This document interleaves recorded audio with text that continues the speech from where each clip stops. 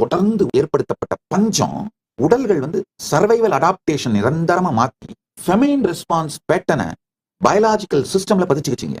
இந்த famine survival trades தான் நம்ம எபிஜெனட்டிக் இன்ஹெரிட்டன்ஸா இன்னைக்கு சவுத் ஏஷியன்ஸுக்கு இருக்கு.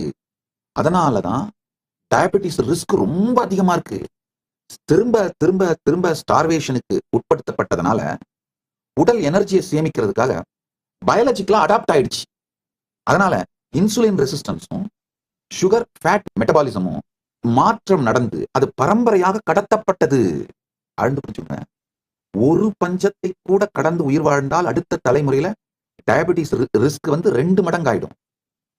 பேர குழந்தைங்கள ஹை பிளட் சுகர் ரிஸ்க் அதிகமாயிடும் அப்படின்னு பல ஆய்வுகள் சொல்லுது உலகம் முழுக்க. இப்ப நான் சொல்றது எல்லாமே தெள்ள தெளிவான ஆராய்ச்சிகளின் மூலம் நிரூபிக்கப்பட்ட புள்ளி விவரங்கள்.